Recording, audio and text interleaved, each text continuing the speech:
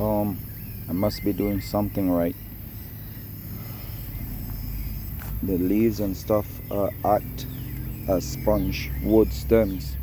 So basically, the more water you add to your compost or stuff, or when you're trying to add nutrients to your garden bed, leaves, stems, branches, wood, stumps, they retain moisture, they hold.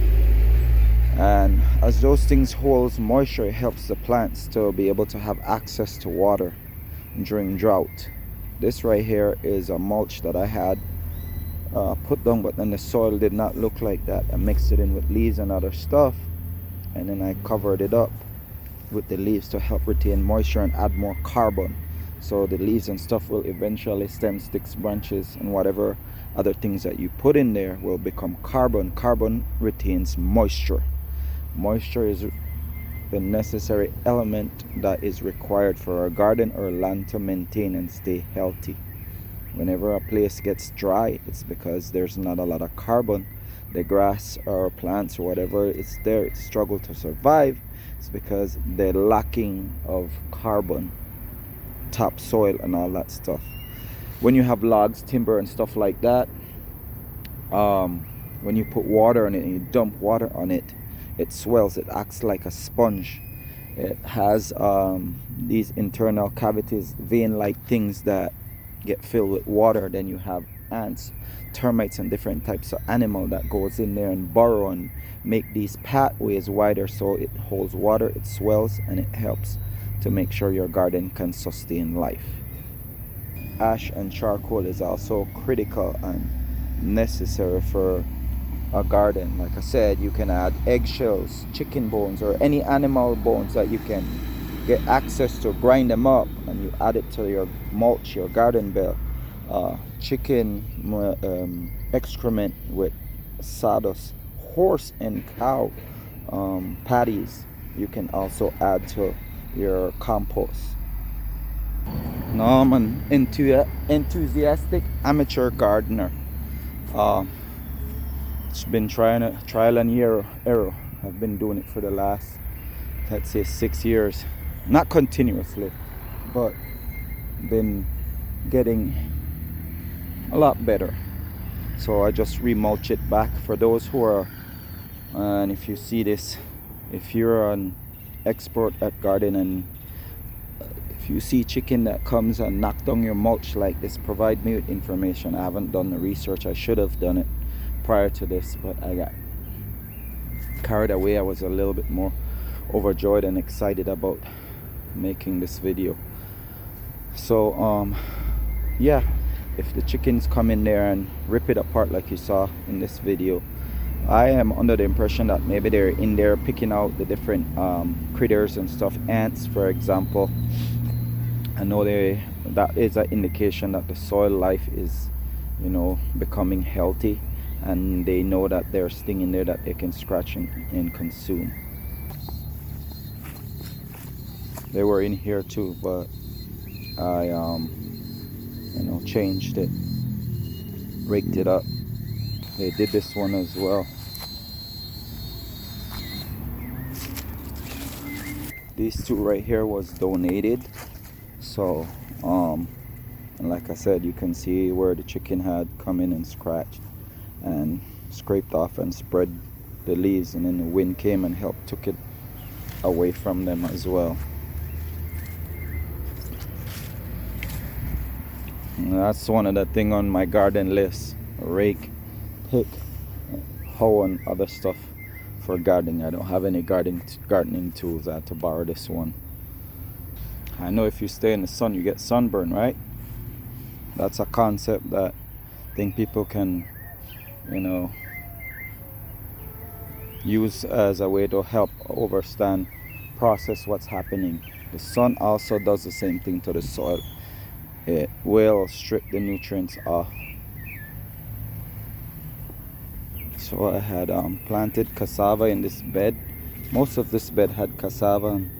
The other day, a couple days I was away, and the chickens got in there and they knocked out quite a bit of the cassava that I had put down. So now I gotta come back and put in some more I had covered it up, and then they had knocked it off again, came in and knocked it out again. So I used the palms to help keep the leaves down and kind of just make it a little bit harder for the chickens to gain access to the bed. As you can see over here, where I didn't do a good job of covering it, they came in and they scratched, because I think they're starting to get the sense that the soil is starting to improve and have life and stuff, maybe bugs and different things down there that they consume. Okay, and this one right here is gonna go a little different right here. Adam flowers, Caesar or Caesar flowers, and William flowers. They were a part of the 14 that got in their canoes and paddled to Belize City to vote on whether to vacate the territory or the region that is currently known as Belize. This is in the 1700s. The year would be 1797 to be exact. Okay, that's just going a little bit ahead of it. That meeting was held June 1st, 1797, to vote to stay or stay and defend the settlement or vacate because of the Spanish invasion. They were actually, prior to that, they have been having battles, and they've been fighting over the region, the territory at that time. But the Spanish, they never officially set boots in the area due to the swamp land, the Great Barrier Reef, and navigating the area was pretty impossible. And there were times, yes, that they defeated the guys that have been living here permanently. And just a friendly fun fact, the three Flowers men were freed men living in the great nation of Belize at that time as well. They were not enslaved men.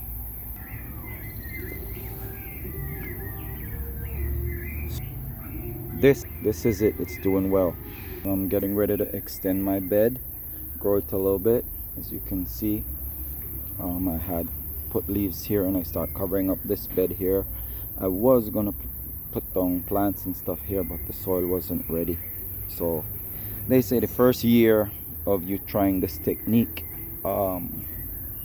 it'll be a hit or miss when you're trying to get produce from it, because this bed, I dug it and then I put like stuff in there, wood stuff or stems, branches in there that can help retain moisture, to help with the carbon and release moisture throughout the year. So this one don't have as much. This is the reason why I think it was a little bit healthier and easier to transplant into it. And yes, back to a little bit more fun facts and interesting information about the great nation of Belize. Yes, and yes, and yes. To the coat of arms. The coat of arms for the flag of Belize and great nation, which would be Adam flowers, the coat of arms was done in the likeness of one Mr. Adam Flowers, because of his contribution, not just his contribution or his historical contribution, but his acts of valor, dedication, and courage. Now, when this was done, the coat of arms, or the image or likeness of him, when this was done, there were no image or photograph available, because he lived in an era where we didn't have access to that. So it was done in his image and likeness, on accounts from people who they had spoken to, and I think it was done not immediately. It was probably years later as well. That's something for you guys to look into. And I think he also did, heroic thing in his community as well. And prior to this, he might have done many more things that made it to where they wanted to do that to honor him. And not just him, it wasn't done primarily based on him. It was also done based on the fact that to honor black woodcutters and navigators who helped build our nation's economy early on. That's what they were paying tribute and homage to their actions and contribution. Memorial Day in the United States it's celebrated there because of the freed black men who fought and died in mass graves, and the ancestors or descendants or just people from there, those colored or black Americans and North Americans came out. Those who survived during that time came out and took the bodies out of the ground, cleaned them, and gave them a proper burial. So this is something in the image or likeness of what they did for Mr. Adam Flowers and the 14 men who did what they did. It wasn't just about those 14 men, but that was one of the most amazing thing that they did. They had to paddle. They did not live in Belize City. They did not reside in Belize City, but they reside in Belize District. So they had to travel to be able to that journey. They had to take that journey. More than likely had to take a couple hours. There were no cars. They had to use the river and a canoe, by the way. So it was to honor those men. And let's just backpedal a little bit. You have Rayburn that partake in this as well, Dawson, and they're also descendants of Dawson and Rayburn living in a great nation to this day, same as Flowers. You have Trap, Usher, and Gillett that were around this time in the year that they lived during the year which would be 1797 and onward. I'm extending the bed there. Trap, Usher, Gillett, Dawson, and Rayburn did partake, or their ancestors did partake and did things for the prior to the Battle of St. George's Key, and actually were a part of it. But I just looked up their names to basically verify and fact checking on Flowers. To fact check and do more information and accuracy about those other names, I might do another video about it, but there's no need because I'm using those to reference Flowers, because I'm one of the descendant or an ancestor from the lineage of the Flowers family.